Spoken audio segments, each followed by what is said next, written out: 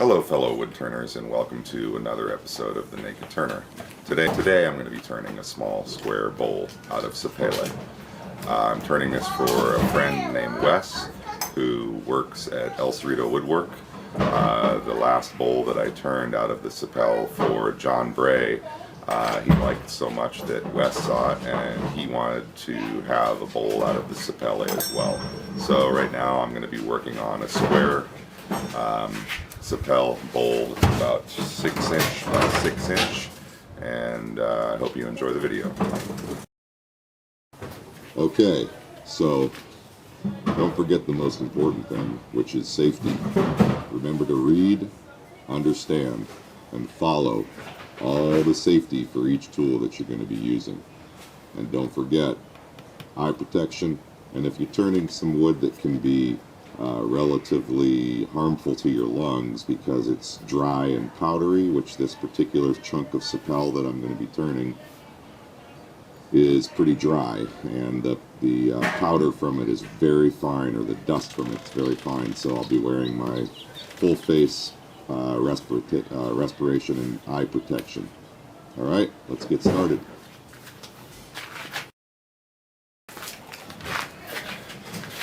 One more thing I wanted to mention, and that is, you probably have seen my trusty buddy Gordon in the background in many of my videos, and a week and a half ago he left the building, and it was a very sad period for me.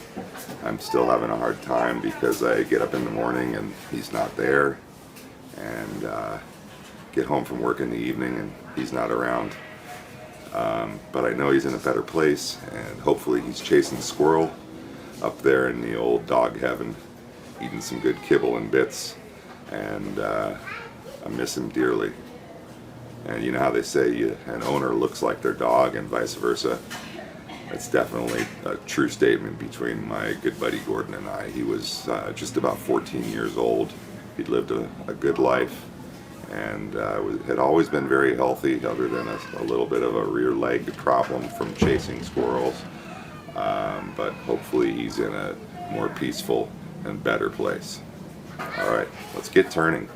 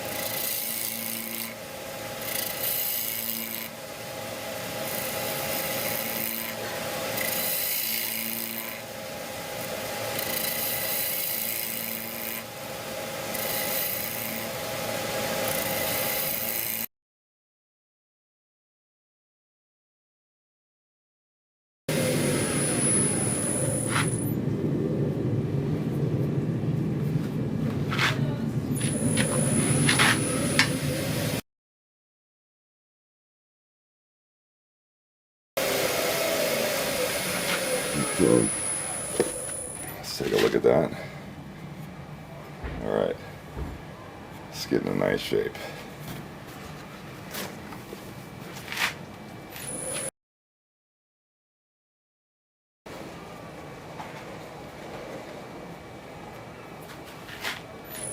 A little more.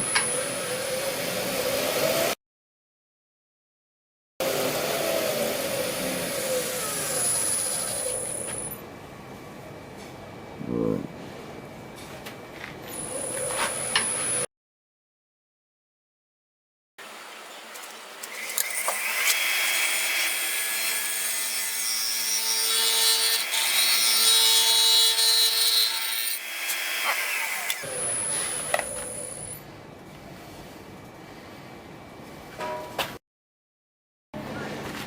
Alright, so now I'm going to be doing some shear scraping.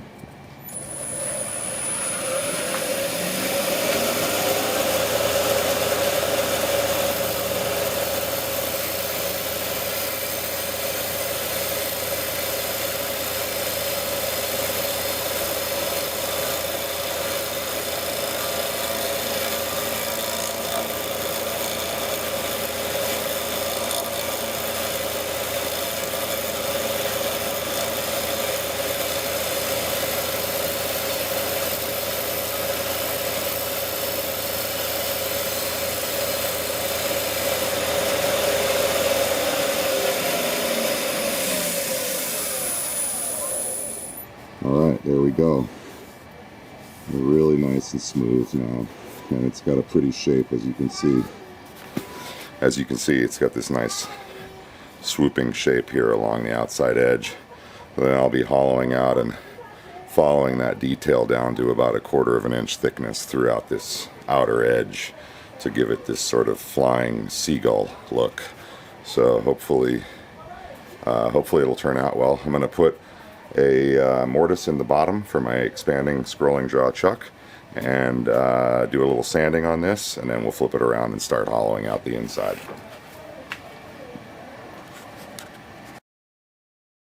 Alright, so I have a real sharp edge on my 1/2 inch by 3/16 scraper, and let's lower my tool rest just a hair.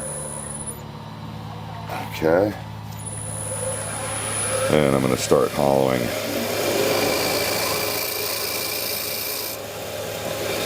the mortise.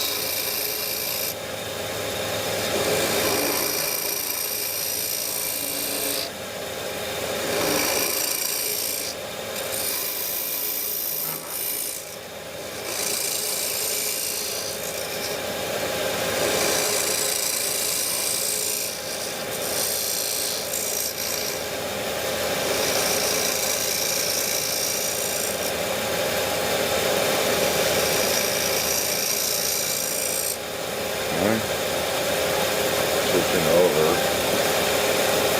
to my 1/2 inch short Buck Brothers skew.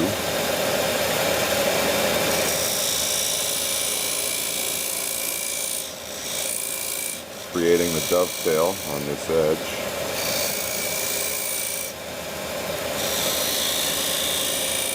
Making sure the shoulder is nice and crisp, so that my jaws have a really defined corner to get into. And there it is.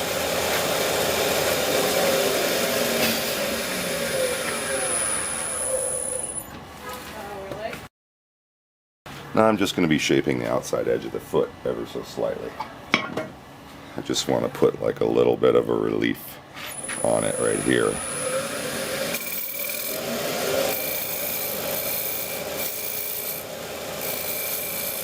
Just a real small one.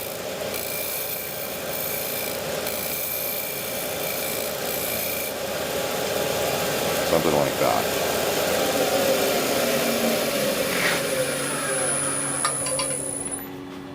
There we go. Alright, so a little bit of sanding, and then we'll flip it around and go for the next part of the process. Alright, so now I'm going to put a little bit of finish on here.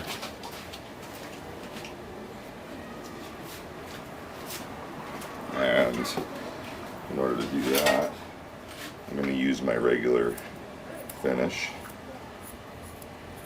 just because it's one of the most forgiving and easily applied finishes that I've found.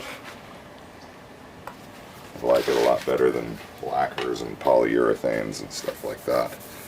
So I'm just wiping a little on right now, all edges.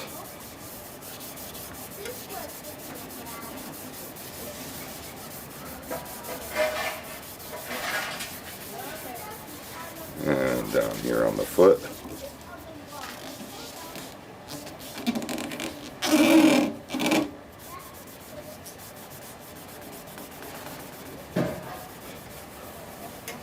Okay, and then now real slowly we'll run this down here around, what is this? Right around 1,000 RPM right now.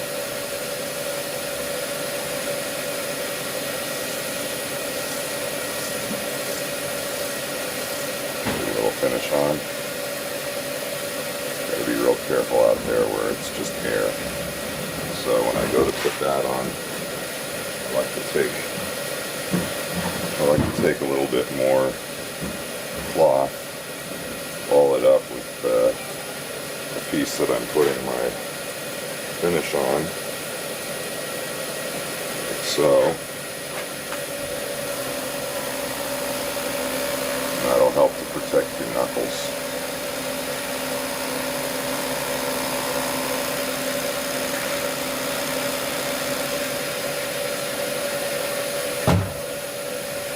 And this is just a friction polish. It's basically a Shellawax friction polish, but it's not made by Shellawax, it's made by me right here at home.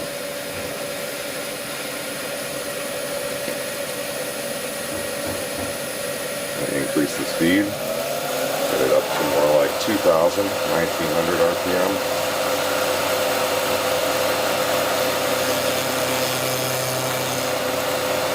And that'll really get the friction up, and there we go. That's the finish on the bottom in real time. You can see how fast you get an incredible finish on this. Wow, this piece of Sapelle is absolutely gorgeous. You can probably hear my granddaughter in the background. She's here in the backyard playing with Grandma. Okay, so now I'll be putting my scrolling jaw chuck in here, tightening it up loosely, multiple turns. I find that works best a few times around, and then locking off my spindle.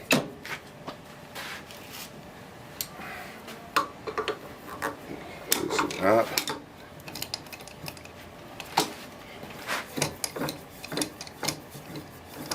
Taking that off.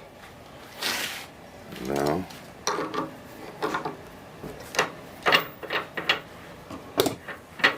taking that off. All right. Grandpa, Yeah. my ice cream is melting. Oh, really? That's why It looks like you almost finished it though. Good job. That I'll looks, just eat this crusty thing. you know what? That looks really yummy, and I think I might want to have some too soon.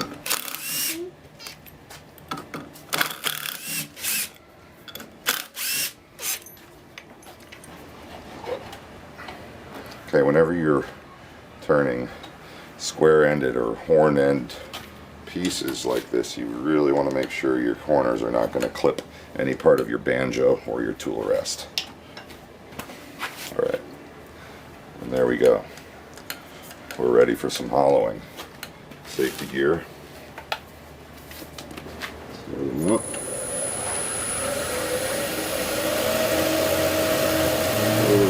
1,300 RPM.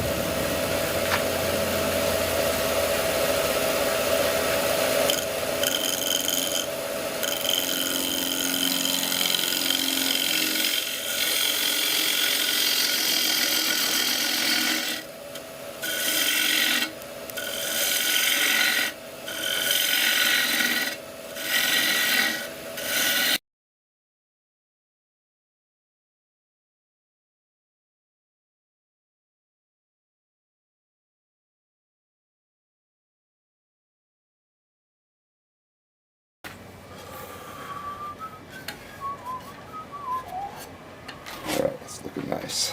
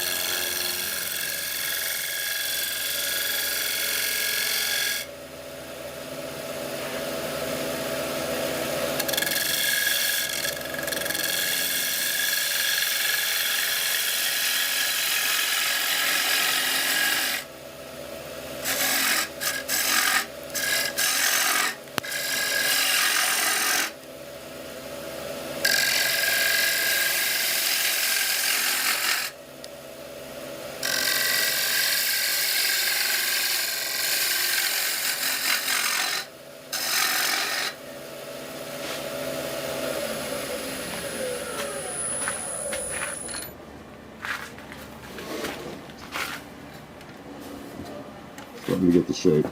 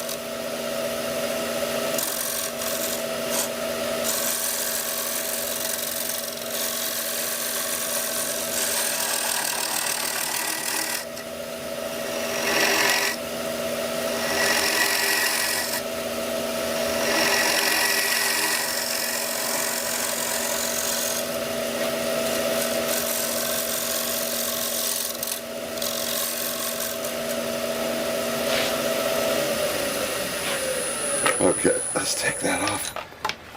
Check this. Okay, I gotta check my depth now. And the shape is turning out really nice.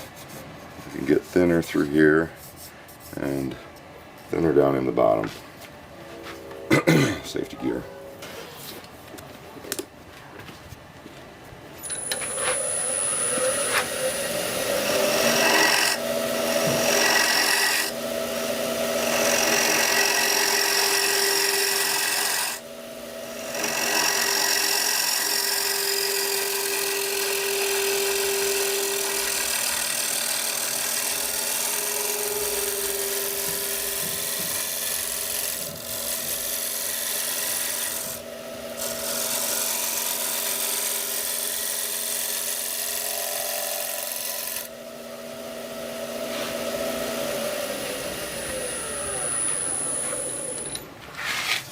Oh yeah. So let's change angle.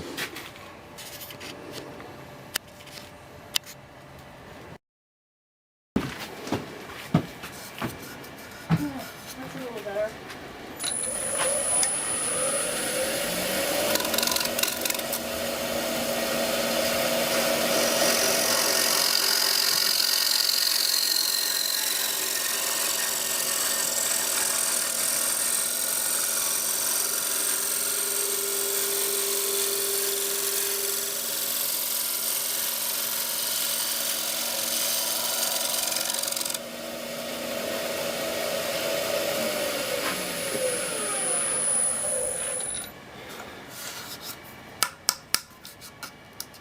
Oh, uh-oh. I think I might have just gotten a little too deep on that. So I'll probably have to fill my mortise and not go any deeper at this point, because I can tell I'm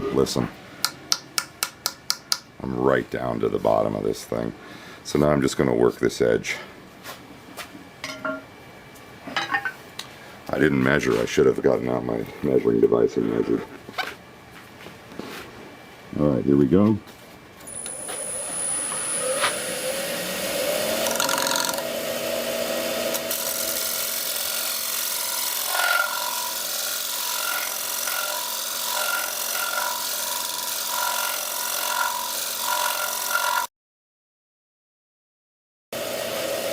Take a look. Let's take a look at that. Okay. I got some chattering out here I'm going to try to get rid of. Yeah, I went a little too thin down there. But it looks like it's going to hold together, hopefully.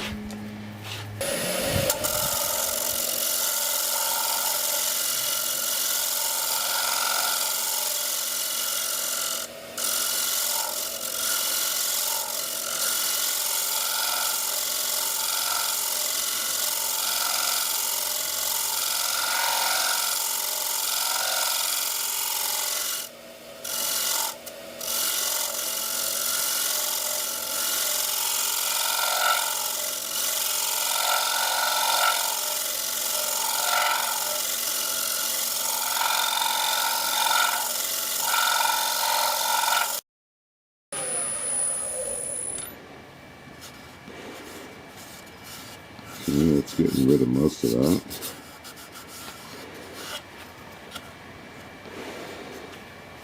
Some more.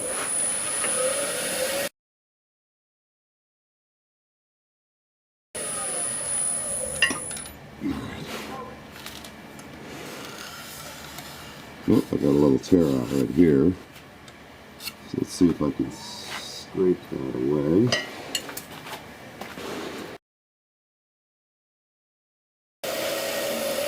See if that did it. Okay, good. I'm getting rid of a little bit of it.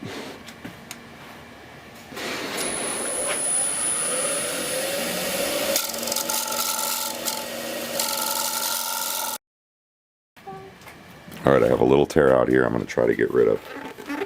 It seems like it wants to keep tearing out.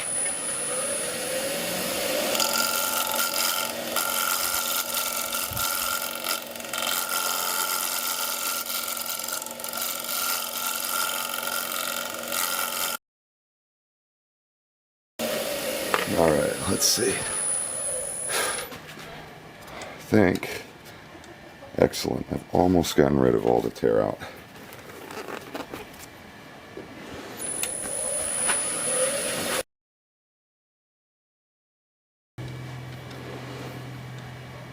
Okay, here we go. A little bit more right there.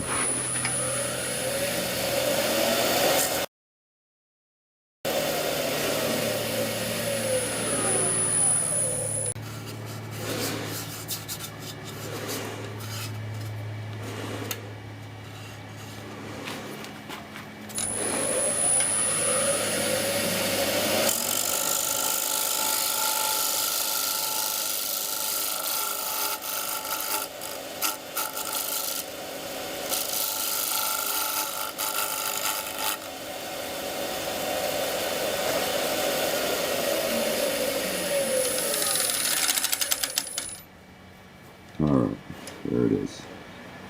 The rest of it's going to be sanding.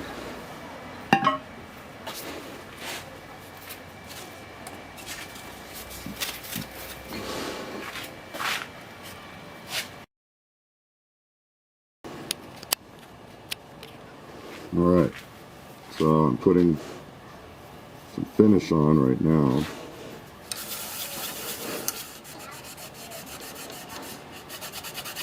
Just rubbing it in real well. And I don't need my dust protection anymore. Done sanding. And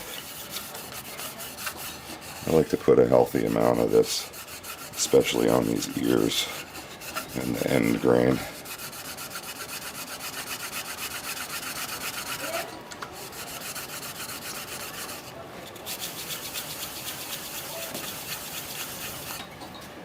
I'm really hoping that bottom stays, that it's thick enough. It sounds really thin. Yep, it is. I see a little split in it. So what I'll probably have to do is make an insert for the bottom that will fill some of my mortise in.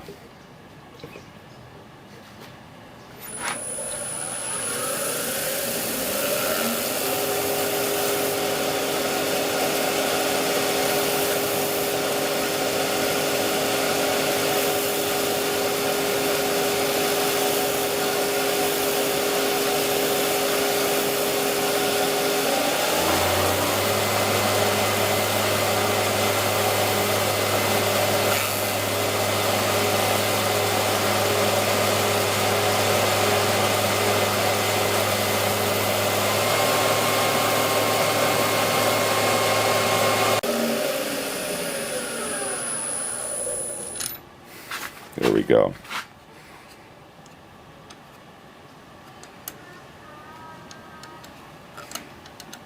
Six-inch by 6-inch square bowl. Sapelle.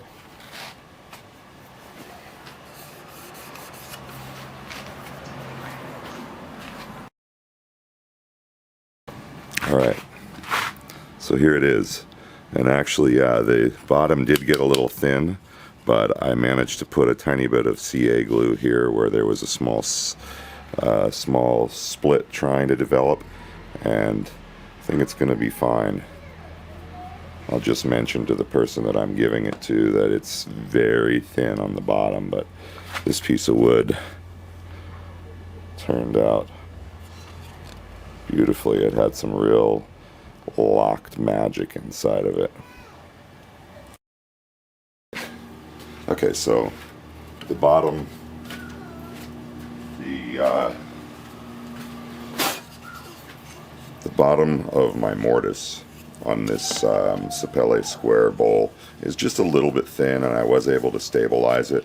But what I just did is I turned a corresponding piece that will fit right inside of there really nicely. And then what I'm going to do is just make a mark here showing how deep it is, and then I will part off a piece that's a little bit thinner. It's a little bit thinner than this mortise here. I'll put some CA glue in there and glue it up, or actually maybe just some wood glue. Glue it up and let it set in there. But first I'm going to finish this so that it's all finished before I cut it off and put it in there.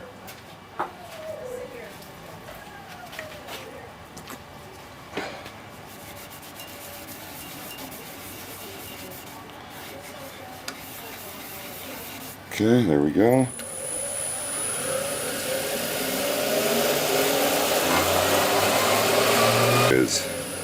I've taken my veneer caliper and I've set the depth.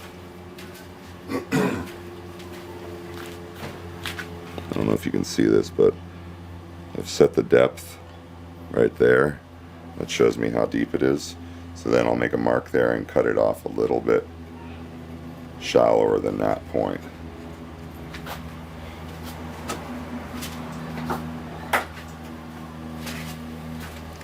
So I've got a small scratch on here now that shows me what I'm aiming for. Hopefully I'll be able to see that. Yep, I can see as it's spinning. Okay, turn down my lathe a little and get ready to part this off.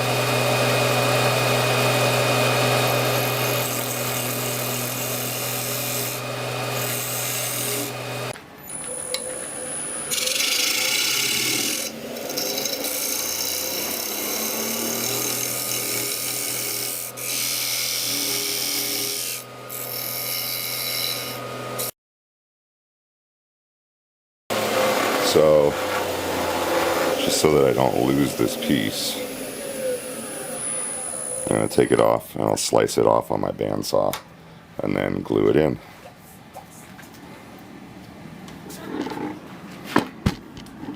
There it is. Alright, so here we go. I have my special helper, and this is my granddaughter. She's going to help me glue this part in. Okay, so here we go. I have the bottom of the bowl roughed up in here, and what we're going to do, we're going to take and put a little bit of glue. Let's do this. Put some glue right on here. Okay. There you go. That's good right there. That's enough. Okay, and then tip it up. Put it over there, and then here we're gonna smush this around a little bit, and then yeah, but we're gonna let some of the excess, we gotta wipe off. Okay, so let's do this. You got glue on your hand. I know, it's funny, huh?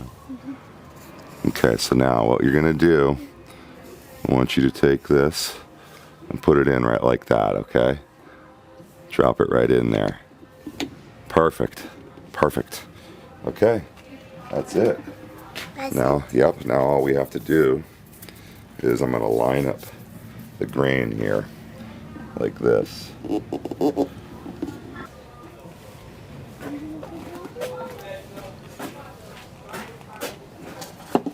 That's perfect.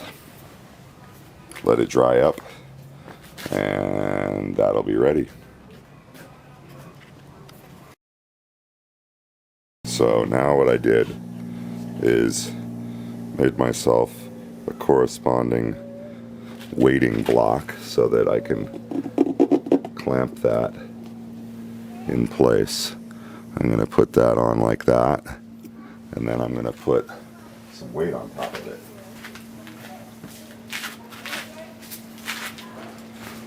And let's see how much I need. Let's try that. 8.8 pounds. And then maybe I'll do another 8.8 pounds.